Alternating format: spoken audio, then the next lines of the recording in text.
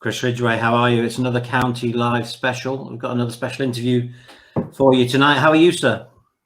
Yeah, I'm very good. Thank you, Martino. Good to see you looking well, as ever. We've not had this for a couple of weeks. I'm looking forward to our catch-up in a little while. But yes, Gary Dicker, special guest on the show tonight. Very, very excited for this. I mean, over the last few weeks, we've had loads of great players, but Gary Dicker is one that people will remember from recent years. A fantastic servant for the club, and I've got to say, a great talker as well. I don't think there's any reason to delay things. Let's go straight to your interview with Gary Dicker. Enter Gary. Gary Dicker, welcome to Stockport County Live. Good evening to you. It's a little bit of a strange time at the moment. We're not doing this in person or at the ground or at the training ground or anywhere in between. We're still sort of in lockdown, still sort of in quarantine, so it's over the interweb. But how you doing? I'm good, cheers. Thanks for having us on the show, Chris. No problem. You've been around a few different clubs, but just gives fans a little bit of a heads up of where you are at the moment and what you're doing club-wise in regards to training and things. Yeah, well, today was our first day back. I'm at Kilmarnock up in Scotland. Strange coming back. We came back in 3 groups of 6, a 9 o'clock group, a 1 o'clock or 11 o'clock group, and a 1 o'clock group. Social distance training. Wasn't in contact with any player, doing kind of everything on your own. It was strange. Usually the first day, everyone was nervous, obviously, first day back. Yeah. I don't know what's happening or what you're doing, but it was just weird. Yeah, you couldn't even shake someone's hand. You couldn't get close to someone. We all had to collect our kit and our boots.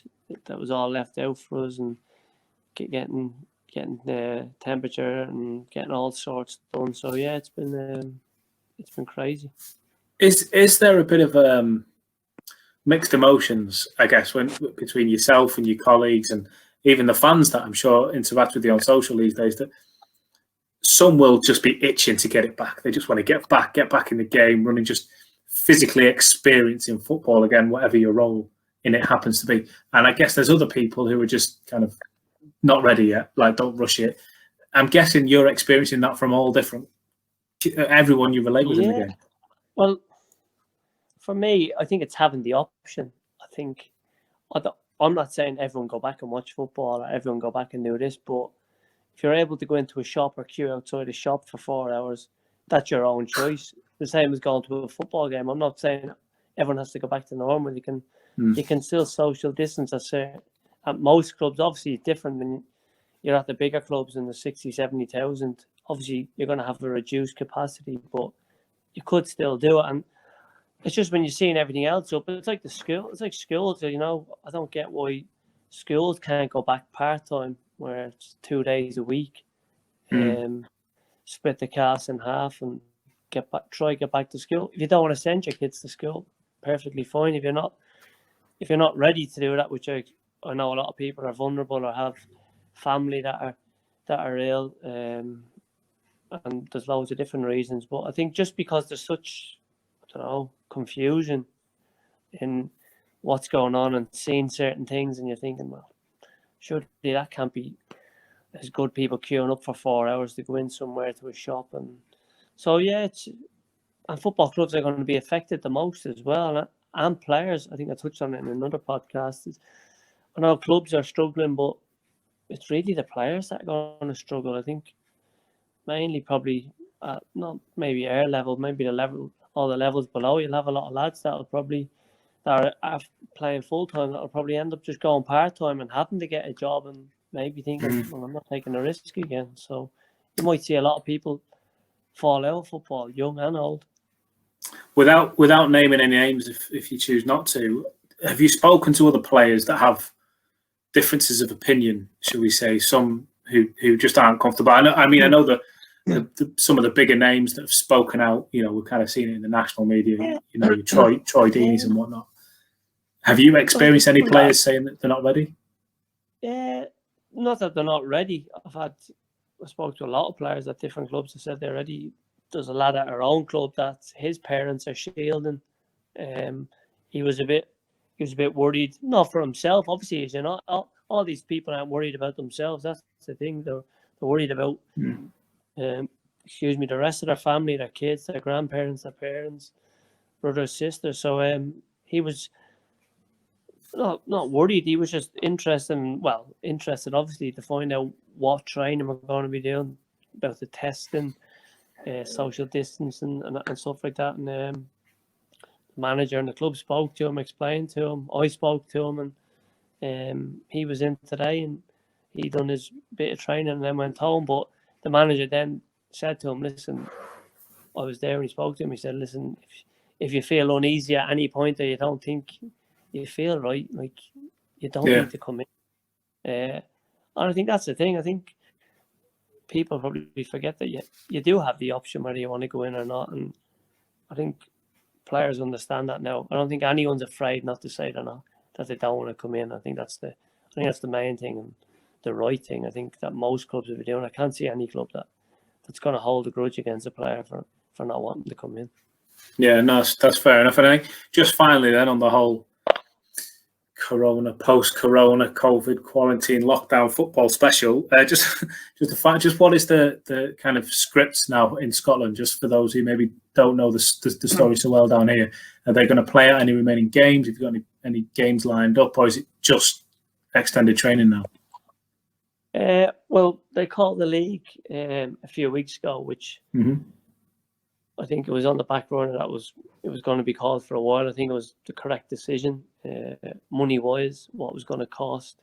The difficult matter of players being out of contract, having whether you extend players, whether players are going to come back. You're seeing certain players in England in the Championship that have said they're not going to come back. So I think there was so many cons and not a lot of pros for it, and we didn't think we'd probably get out of it as quick as we could, and the deaths have come down. Thank God. I know there's an awful lot of people that have died from it, but I think it was the right thing to do for the league and to give teams a chance to probably get themselves together and players to know where they're at.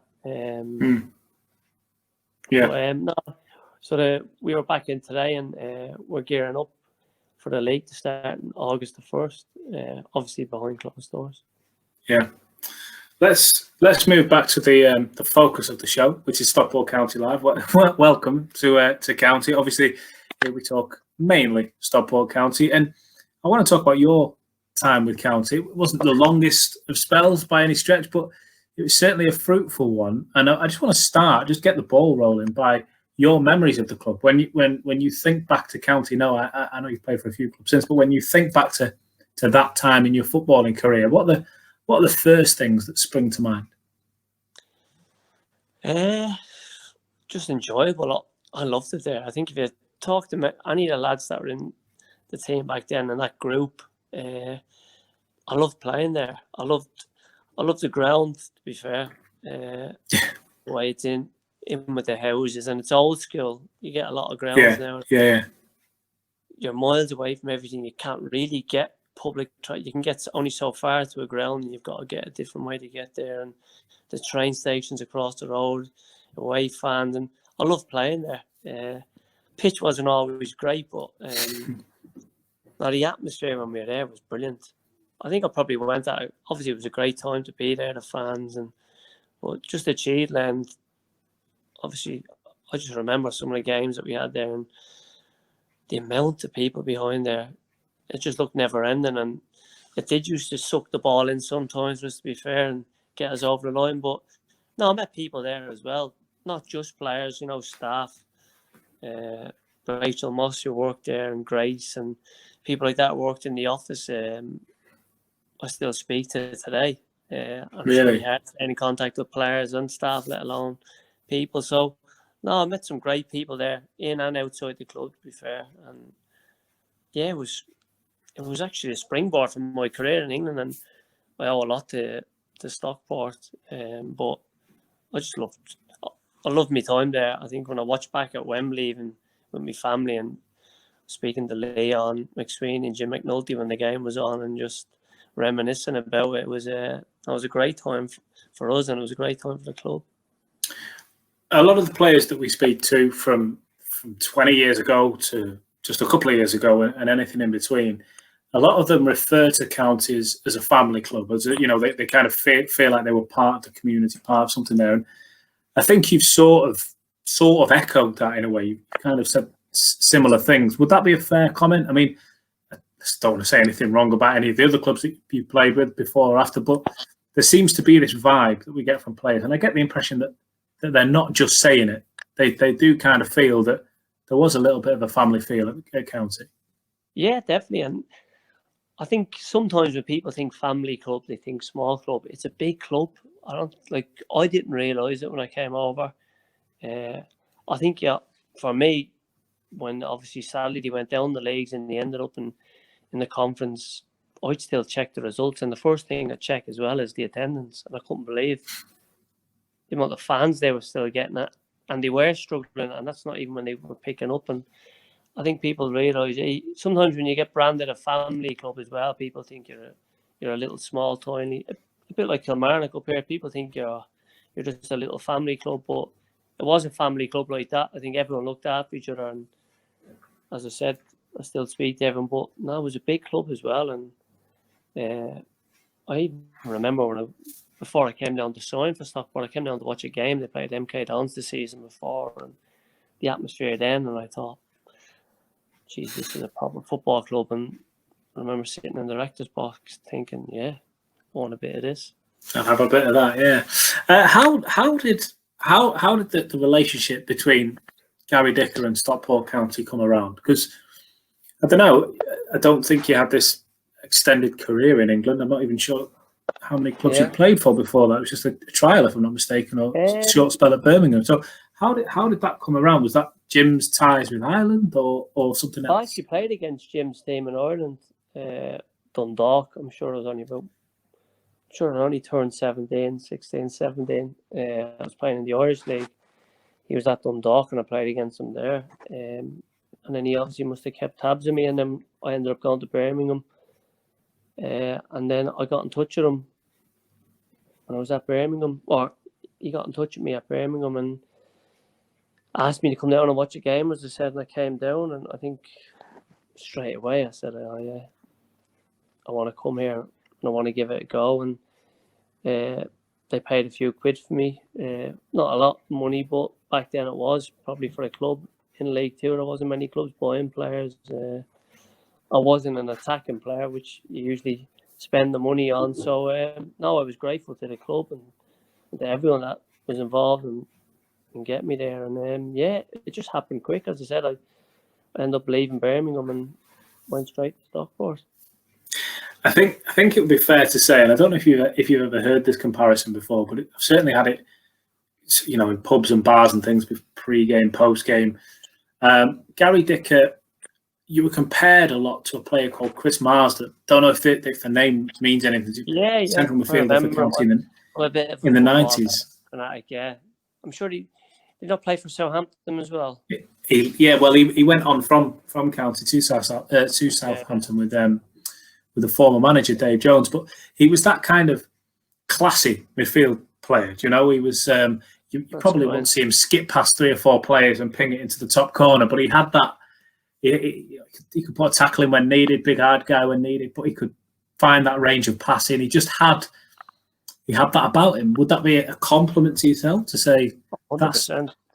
I remember playing, watching him play as well. But listen, to be compared to any of the team, I know that's going back a bit before my time when I was at County. But we all heard about all these players when we were playing, and it kind of not added to it, but you want to be remembered as doing something good at a club and remember all the teams, because as I said, they're in the Championship for a long time and you're in League Two, and you do have fans saying, oh, we had this player, that player, and you want to make your own stamp and you want to do well for the club and try to get out of that league. And we never really, I can't remember ever sitting down and really as a group saying, like, we have to get not that we didn't want to get promoted, but we kind of grew as the season went that year. And I think near enough Christmas time, I remember just going into the games and just knowing we were going to win games. But as you said, to be compared to a player like that, yeah, I think that's a massive compliment to me, not so much him.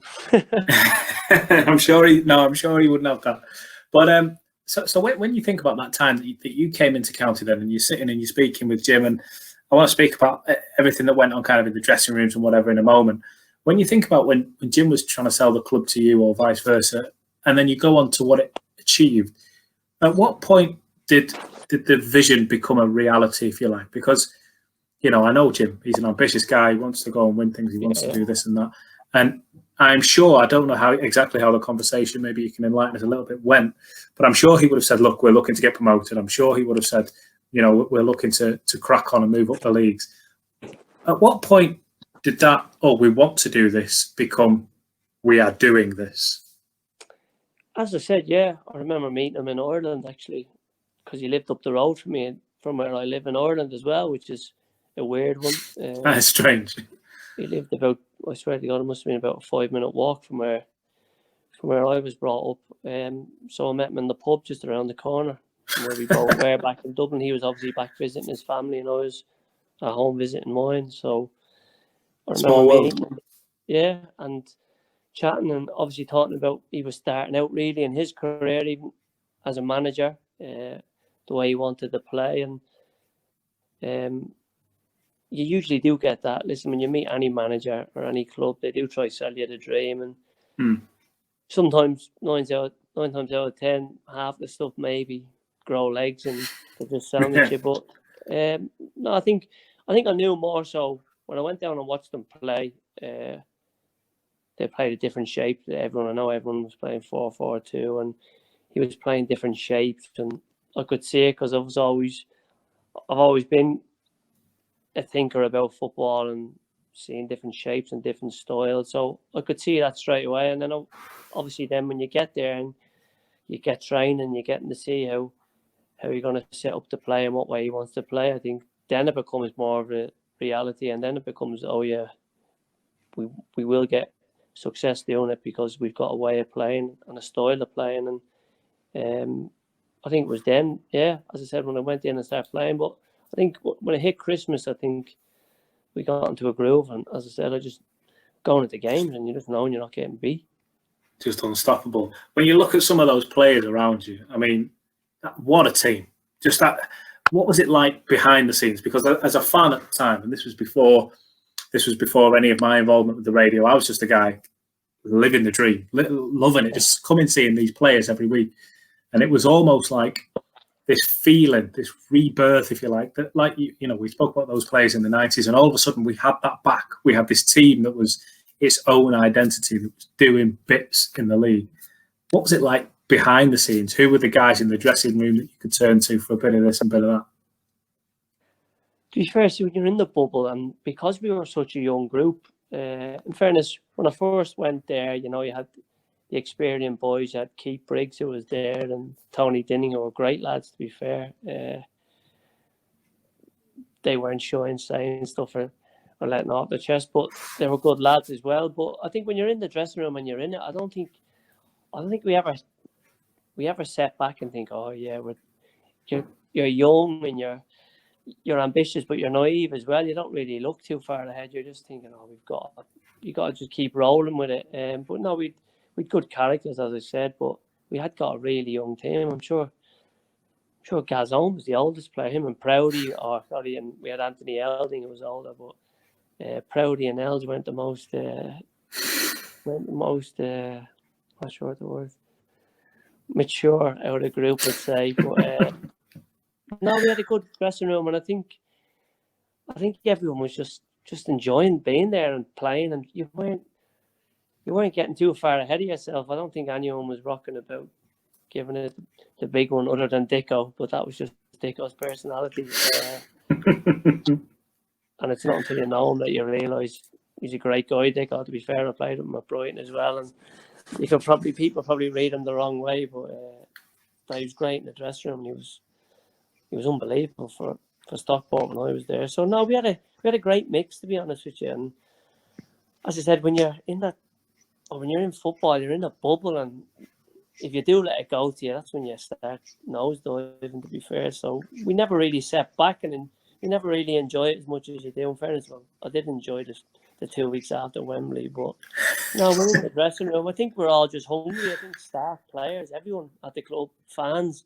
I think everyone was just, as you say, was just hungry for success and wanting to do well together as a group. They weren't real individuals. Let's speak about that Wembley trip. I'm assuming he did, but I don't know if Jim relayed to you the fact that County had been to Wembley a few times in the past and come so close, yet finished so far. It never quite come off. Just describe to us, if you would, that whole journey, starting with the Wycombe game, if we're honest, but the whole kind of playoff roller coaster, call it what you like. What, as a player, being in that? Playoffs were unbelievable. It was a great experience, to be fair. It's just, I know all games are pressure, but that was when pressure was on, you know what I mean? The playoffs, you're extending your season. We were obviously, I'm sure we were the last, I think they flipped it now, but we were the last game in the playoffs. I'm sure we were all the other playoffs.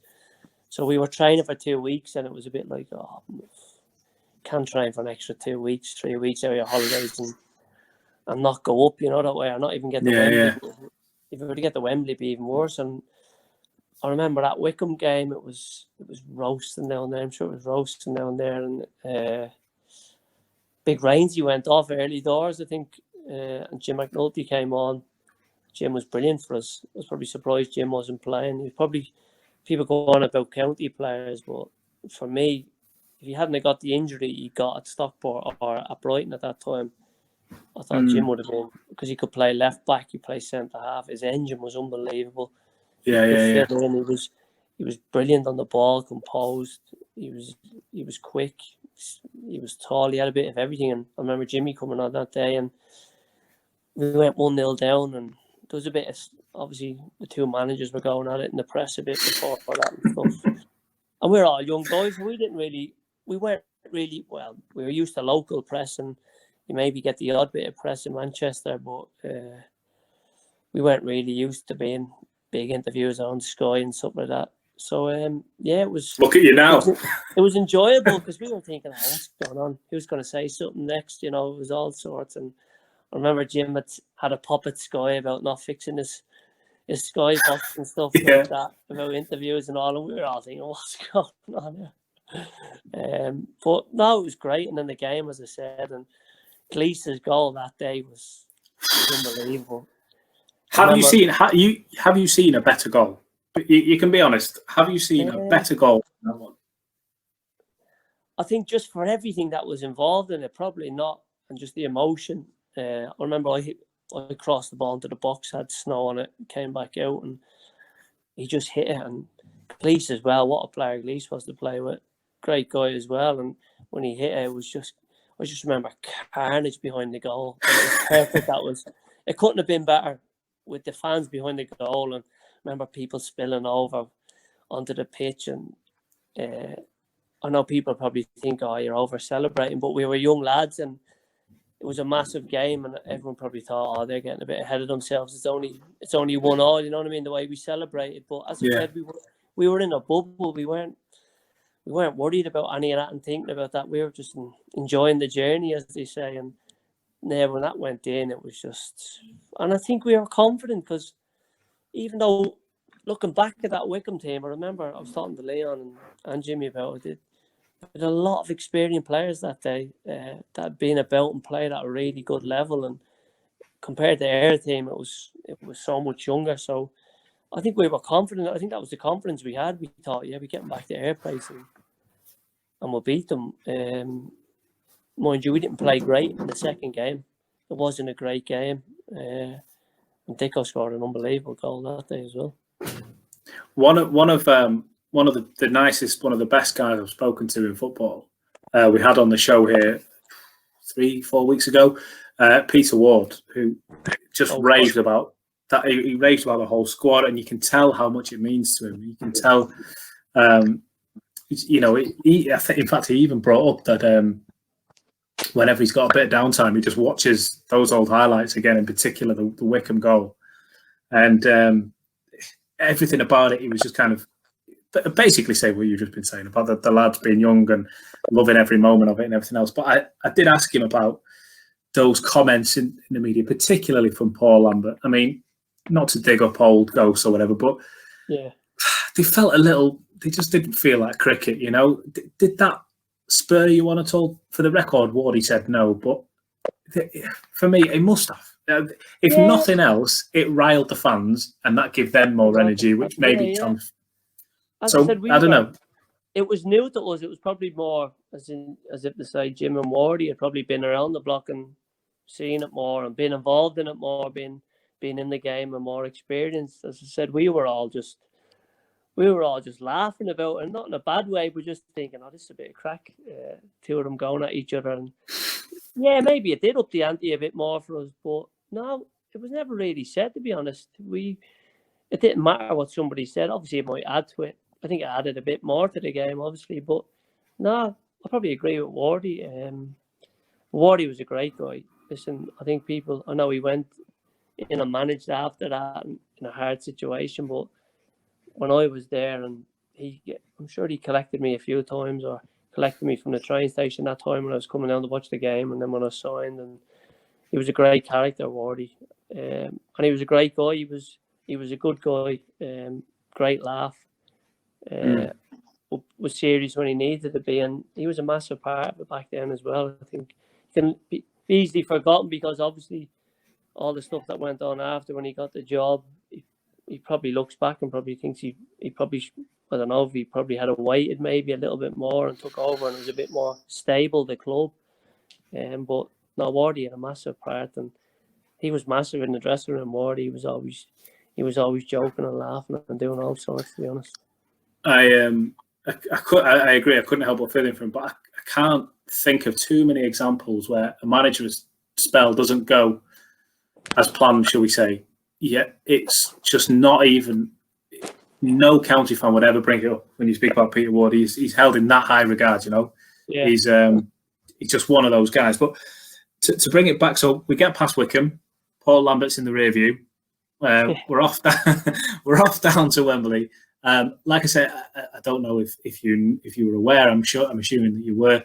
That County had tried that hurdle a few times in the 90s, and it, for one reason or another, hadn't happened. Was that extra pressure on you, or was it waiting on you that come on, we're here now. We've been here before, and it's not happened.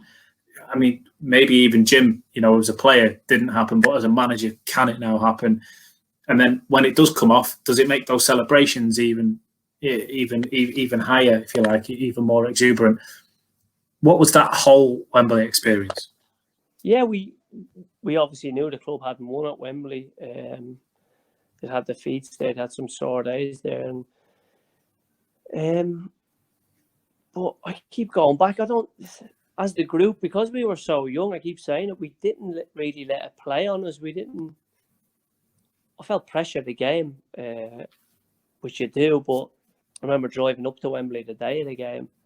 I'd been awake since 6 a.m. All my family were ringing me in the pub. I can't remember the pub they were in, where all the Stockport fans were in. I don't know if you remember it. We frequented a few. I've memories a little hazy from before the game, if I'm honest. I don't know, but they were all in it, and they were all talking about it there not so long ago and saying it was unbelievable. And I remember being on the phone to them at about 10 o'clock that morning, and they were all like, "Oh my God, you should be in here. It's unbelievable." Stockport fans, everyone's going mental. But I just remember driving in, but I don't think it played in people's mind that we hadn't won there before. I think just more nervous about the game in general. And I remember driving up and seeing the arch and looking at Jimmy, and I was thinking, "Oh, couldn't believe how big it was." You know that way. I remember thinking that days. It was good nerves, because as you do, you get nerves. I didn't really say it to him. I just thought, only redone. I just remember thinking, wow. And then we went in underneath the ground, and you felt, not that you didn't feel, but you felt, right, this is what it's proper like to be a proper footballer, being in a big ground, coming in underground, reversing back in the bus, and then getting into the dressing rooms. Dressing rooms were massive. We had small little dressing room at Stockport. Just getting there and walking out to the pitch, it was was unbelievable. You probably don't. We did appreciate it, but you probably don't. But you don't soak it up as much because you have a million things going on. I'm panicking, thinking, hoping all my family get to the ground. No one's lost the tickets or anything that's going on. But yeah, just the build up to. I remember going down to London and we stayed in a lovely hotel. It was proper fancy hotel. We were in. The club looked after us, to be fair. Jim and Wardy made sure we got a decent hotel. Like that. So yeah, it was just, I just remember the day. I just remember waking up so early and shitting it, thinking, oh no, I woke up too early. I need to get back to sleep. And then my phone was ringing and I was thinking, oh, couldn't get back to sleep. And then there I'm having the best time ever. And I'm thinking, you know what, I'd actually like, I won't mind switching with one of them and just being there for an hour and just having a crack. Just because they're living a different dream and they're living a different moment. And honestly, my family still talk about it, even though they all watched it on YouTube and it was on, as I said, and they all loved it, to be fair. It was one of the days where they've all looked back on and thought, what a day that was. And as a player, as you said, yeah, I think just building up to the game, I was nervous, but I think once the whistle, I think I had a bad touch early on in the game. I thought, oh, here we go. Don't start. Here we go, yeah. Then after that, I think we settled down, and even though I've watched it a few times, we were in cruise control. I know we conceded 2 goals, which were avoidable, but I never felt, as I said, I think I touched on it earlier, we just knew we were going to win. It was just one of them days. We knew if we showed up and played well, we were beating them. Didn't matter who we were playing there. Pitch helped us. First time we played on grass all season. But we knew going there, the pitch was big, we had good players, we knew we could control the game. And we did control the game. Even when we hadn't got the ball, they never really hurt us other than the goals. I know it's easy saying that they scored 2 goals, but I never felt nervous in the game. There you go, even when we went 1-0 down, I didn't think, oh no, how are we getting back into the game, which you have sometimes as a player. I never felt that. Do you have any memories of, like, for any minute while you were on the pitch, did you consciously just snap out of game mode just for half a second and think, I'm playing on Wembley, on TV? At any moment, did you just have a conscious moment of what is happening right now? Did that come into your mind at any point? No, not during the game, sadly. I remember after the game, I just thought, obviously all the ups and downs you have in football, all the people that don't rate you and don't think you're going. And I remember just thinking up yours basically to everyone that said you're not going to do anything, or even in school teachers telling you, oh, I've had many of yous come through, which we've all had, saying that, oh, you want to be a footballer, dicker. I've had many of you come through here say that, and just that. Not that I thought I made it in life, but I just thought, you know what, I've came here, and if I have to retire tomorrow, I'll retire a happy man, because you've done it. Yeah, I wanted to play one professional game. That was my aim. I thought I have to play, and then obviously you build on that and you set goals, and to play at Wembley at that age and to win and be the first time for the club, and I think it sunk in there, and all my family were there, and I remember losing my medal. I lost my medal that day on the pitch as well. When we all slid. Yeah, I had a nightmare. I looked down, I was like, where's my medal? I lost you were a choke. You not got it back now? I did get it back. I had to walk up and down the pitch. While the drug testers were looking for me. I was like, I'm looking for my medal. I've lost my medal, because when we slid, obviously it came off the ribbon. I was thinking, oh, it would be me. I have lost. And obviously, you can't get another one because there's only a certain amount. Yeah. But even walking up the steps at Wembley, all them, look back and it's just, yeah.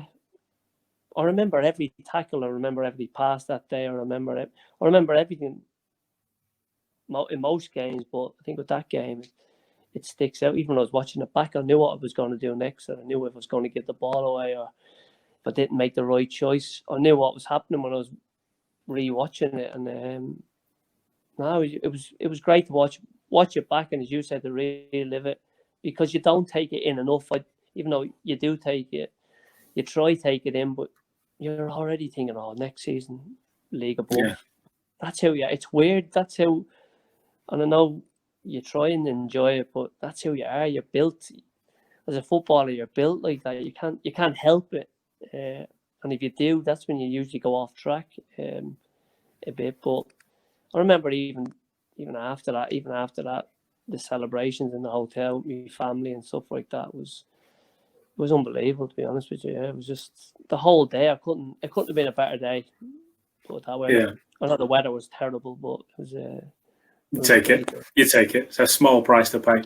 Let me ask you, just moving on. I spoke to you briefly off there about, I might bring this up.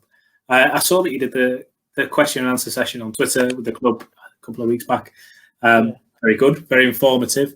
But there was one incident I have to ask you about, and it involves trying to get to a game on time. If you could just relive that little fable for us. It was Oldham at home. I'm sure it was a Friday night game, and they were bringing back the Friday night games that they used to do previously before. I remember Wardy talking about it, saying how good they were.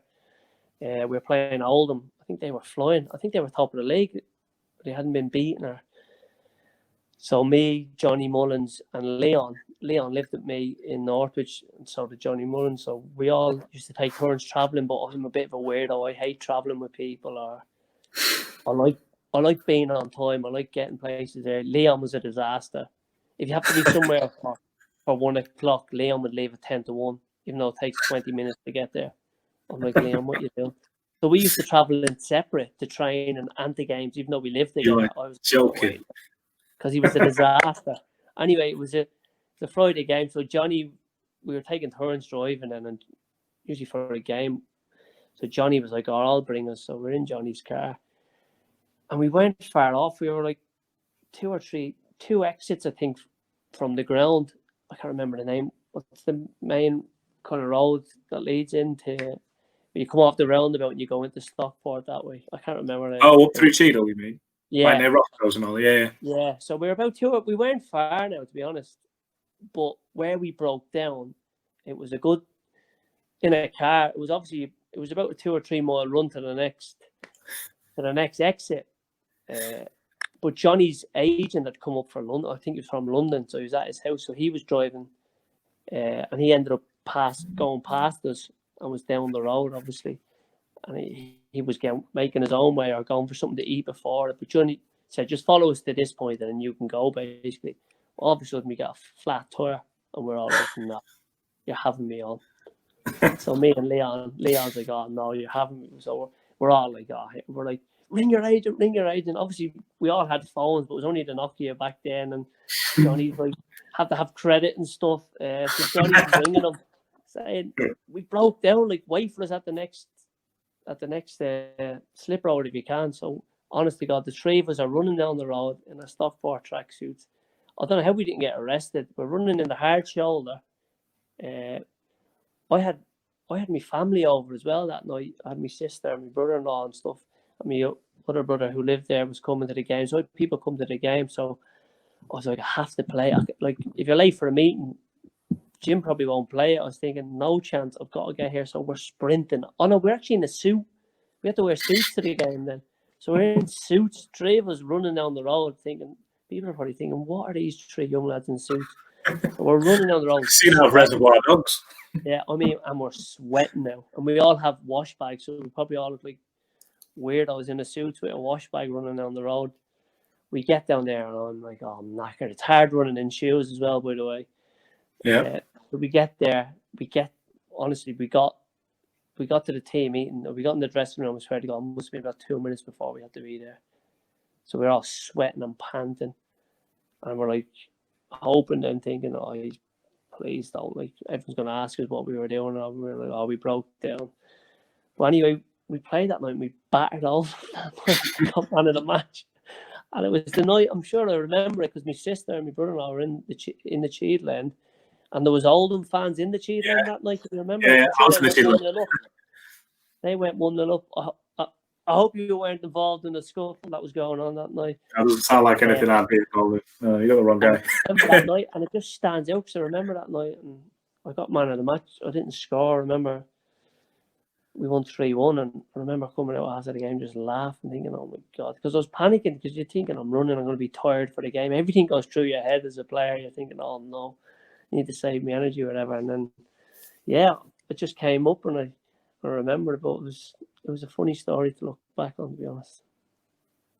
Gary, it's been amazing speaking to you. I've kept you a little longer than I said I would, so I apologise for that. But just before I let you go, I don't want to get you in any trouble, so feel free to nod or shake, depending on what you kind of can't say. But any chance in the future, Gary Dicker in a county shirt, one day? You know, as I said, I think I said it on Twitter, I don't think you ever know what's going to happen in football. And the minute you think it's plain sailing or it's going all right, the carpet can be pulled straight away from underneath you. As I said, you don't know. I'm not getting any younger either, so I don't think that'll help the cause either. I think if I had 10 years younger, Jim might look at me. I think maybe even after I'm playing football at the club, as I said, you never know where the club are at. I'm doing my coaching badges and I'm doing stuff like that, and I'm desperate to be involved in football. After football, I think I've got something to offer, like everyone thinks they have in football. But I think I've worked under some good managers, some good and bad experiences, as we've all had, and I've got something to give. So, yeah, I'd probably say maybe more so when I'm finished playing, but you never say never. I definitely want to get back to a game. I think a few people asked me on Twitter about getting back to a game. I'd love to go back to a game, to be honest with you. Last time I was there was Roger Wild's testimonial, and it was obviously one of them where it was a quick one in and out, and I'd rather go to a game and sit with the fans, sit in the cheat lane. I've never sat in the cheat lane, to be honest with you. Well, when the football does eventually kick back into gear, you're obviously welcome down as our guest. Next time we'll actually get you in the studio, or at least in the press box, rather than from a living room. But listen, Gary, it's been an absolute treasure. I can't thank you enough for tonight. Thank you so much for joining us. No problem. Been a pleasure, Chris. Thanks for having us on. So, Chris, Gary Dicker, what did you enjoy most about that interview? The bit that surprised me the most was Gary Dicker saying that his family home was 5 minutes away from Jim Gannon's in Ireland. Talk about a small world. A manager that goes on to, I suppose, shape your career would be a bit of a disservice to Gary Dicker, but at the same time, what Jim Gannon brought for Gary Dicker, the fact he brought him to Stockport County, gave him the opportunity to play at Wembley, propelled his career so massively. It's what a small world, that it's just round the corner.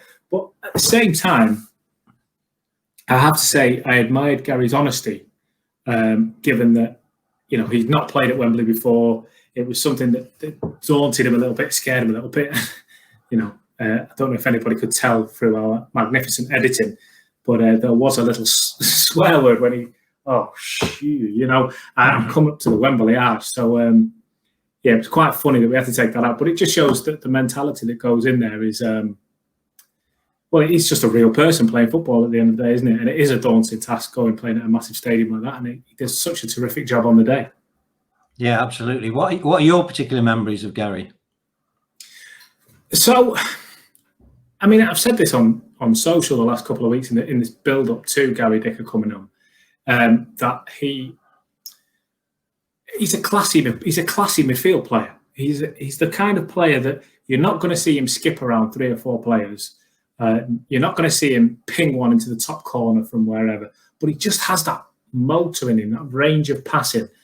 And obviously a big feature of that interview, a big feature of his life, probably his fondest memory with the club. Well, definitely his fondest memory with the club. Probably one of your fondest memories of your life, big moment in your life, Wembley. The magic word, Wembley. Yeah, I mean, clubs like Stockport County, we don't get too many days in the sun like that. Or at least we haven't previously. It looks like there may be a few sunset trips on the horizon. But County have been to Wembley a number of occasions in the early 90s. Previously, never been victorious there, never been successful. So, it was a real kind of will they, won't they day, despite County being the better team on the form table, despite on the day you had to kind of favour County, you had to fancy them. But it's a cup final at the end of the day. We know that these things can break away from the script. So there was huge cause for celebration for the county fans, but at the same time, I think that there was probably in the doldrums of the players, if you asked the heart, so to speak, there were some nerves. You know, there were some. Oh my word, we're stepping out onto the big pitch. There's no home advantage. Do you know what I mean? They might get the home dressing room, but there's no home advantage when you play in a stadium 15 times bigger than the ones that you're used to playing at. You know, there's no such thing as that. So both County and Rochdale players that day will have had they'll have had butterflies, they'll have had nerves. But I remember, yes, a lot of the fans on the day, certainly myself, well oiled up by kind of 11 o'clock in the morning. You do surprise me. It was a former self. But it was a great day all around. It was a day that, as county fans, you're not going to forget in a hurry. I remember I had a friend over from America for it, and he wanted to go to one soccer game while he was over here. And I said, well, what better than Stockport County at Wembley? Do you know what I mean? There's not really a bigger occasion, certainly in our fixture list, than that prospect. And we had a great day. It's great to hear that the players behind the scenes were laughing, joking, taking it all in their little bubble in the hotel, if you like, as well. And it's just another angle, if you like. I mean, there was thousands of different angles that day. Thousands of different memories were made that day. Every single person you speak to will tell the stories slightly differently, and everyone will remember their own thing. So to hear from such a pivotal player that whole season, not just in that game, but that whole season, to hear his memories of it, his fond memories, and to hear how he's done well, I think post-county, playing for clubs like Brighton is, they're Premier League now. Do you know what I mean? That's the quality that Gary Dicker possessed. That's the quality that Jim Gannon unlocked in him. And it's just, I'll never tire of hearing Wembley stories, especially not from those guys who made it happen out there on the pitch. Excellent. Apologies for dogs barking and cars going past, but it's very hot, so the windows are open. But well, I didn't even hear them. I didn't even hear them. Live TV.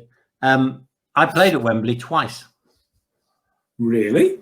Yes. Is that more than Gary? Come on. Tell us this. At the old Wembley. First time I worked on Euro 96. So I worked for UEFA on Euro 96. And I was a media manager, so I was in charge of all the photographers at Euro 96. Stuff like that. Was that the tournament with Stuart Pearce doing the big screen? Yes, and he ran, and I was behind the hoardings where he ran right at me and almost screamed in my face. Wow! And at the end of the tournament, they had a UEFA versus the FA match. And even though I was working for UEFA, I played for the FA. So they gave us all they did the full Wembley experience. So we had shirts hanging up in the dressing room, and I picked 23, which is Robbie Fowler's number. So I had a full England kit with 23 Johnston on it. And Roy Hodgson was playing for UEFA. Our favourite manager. We've had this discussion before. Yes, exactly. We could go on for hours about him. And playing for the FA that day was Mick Hucknall as a guest player, and also John Gorman, who went on to manage Spurs for a bit. And John Gorman told me I was a good player because the FA were leading 7-0 when I came on with 10 minutes to go, and I went centre of defence, and they gave 2 penalties against me in 5 minutes. But it was like consolation. I never went near the fella type thing. It was consolation to get me on the scoreboard. So the second time, John Warman picked me up and said, "You're a good player, lad. You're a good player." So that was my first time. And the second time, I was working for a PR company, and the NSPCC was one of our clients. I don't know if you remember the Green Dot campaign, where they had celebrities wearing green dots. Yes. As part of that, the very last week of the old Wembley, they gave out 5 to charities. They gave them a day each. So we organised a celeb football game. So I managed to get of the 22 players, mixed in with celebrities. I managed to get. Well, you're Stockport County Live radio host, Martin Johnston. Well, exactly. I managed to get some. Playing up front next to Robbie Williams, no doubt.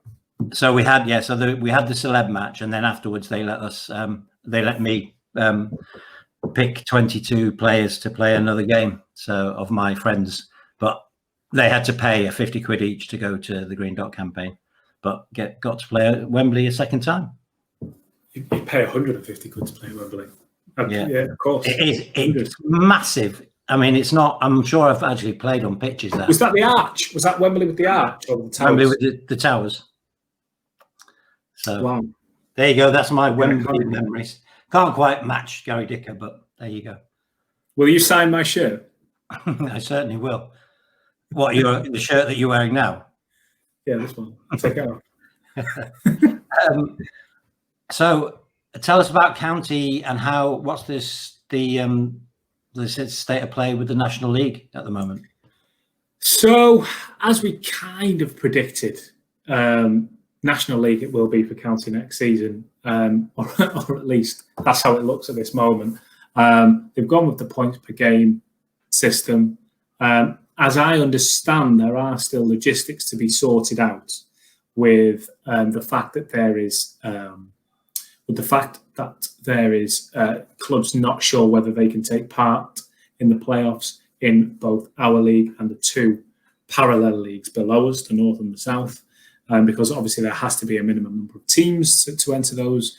But I don't think that would affect County, even if a team was to pull out, even in our league. I don't think it would work with the sense that, well, okay, Barnet or whoever can't play in it for financial reasons, so we're going to bump you up. I don't think that's how it would work. But I mean, at the minute, who knows? The National League seem intent on just making it up as they go along. As I understand it, they were really, really late in letting the clubs know before they announced it themselves, to the point where it was only a couple of minutes in between letting the club know and broadcasting it out to the world. I'm sure they would argue that they're doing things efficiently if they were here, so I don't want to drum on them too hard, but it doesn't look like it's been handled amazingly gracefully, although, to be completely fair with them, it's unprecedented time. So, let's just take from it what we can. It looks like National League football for County next season. Slightly disappointing that it looks like Macclesfield are going to be safe. Everyone, I think, was expecting them to have a points deduction sufficient enough to see them go below Stevenage and be relegated. It looks like County are going to be the only team representing the Northwest next season, which means a lot of long away trips, unless Altrincham can do us a favour and get promoted in the playoffs in the division below. There doesn't seem like the opportunity for any local derbies next season, which, I would quite like, if I'm honest. But listen, we're a club, whatever league we play in, we are on the up now. It is a minor setback in what looks to be a very, very major campaign. If County can win this league, or at very least win the playoffs, you've got to hang your hat on the fact with Jim Gannon, with this investment, with this board now that mean business. I mean, look at the kits, look at the kit launch, look at the donations that have gone into the NHS, which I want to speak about another very special donation in just a moment. But you look at the statements that the club are now making, you've got to think, all right, it's another league, it's another season in non-league. Yes, that's frustrating, but let's take some perspective here. We're very much on the way up.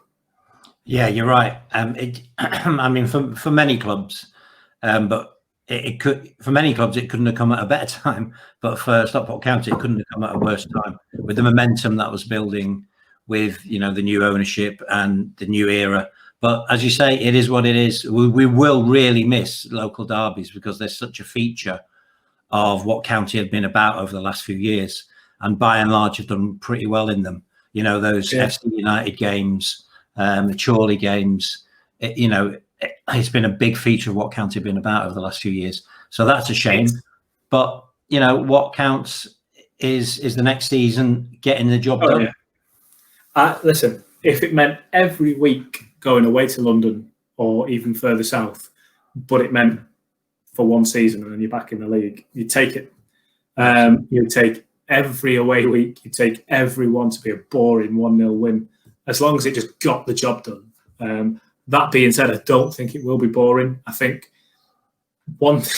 regardless of where you stand on players, managers, staff, board, whatever, over the last few years, and we've had a fair few characters come and go. One thing you can never accuse County of being is boring.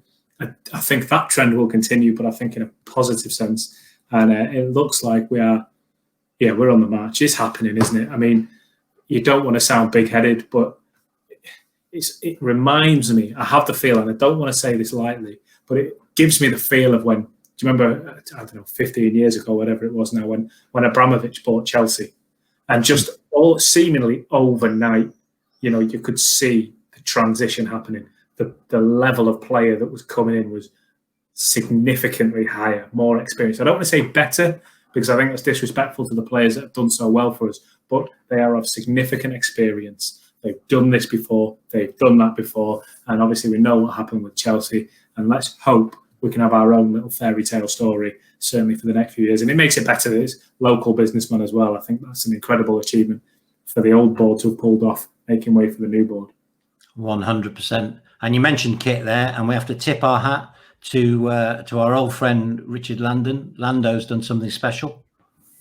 Richard Landon is, he won't appreciate you calling him an old friend, not because of the old part, but I don't think he likes admitting that we're his mates, but we are. Well, he hardly knows me, but he certainly won't admit he's your mate.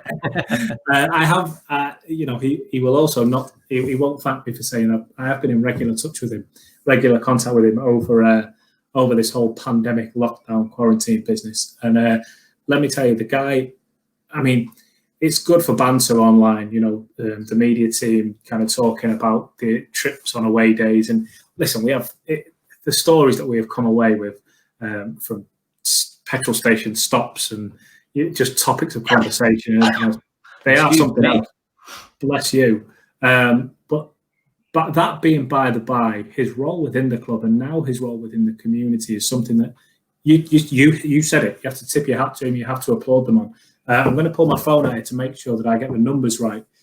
So Richard has been running this NHS hoodies for the NHS campaign with his company JR Sports. If you're a local football team, a kids football team, sports team of any kind, then JR Sports really are the pinnacle of where you go. This is not a paid sponsorship. He's not paying us any money for this.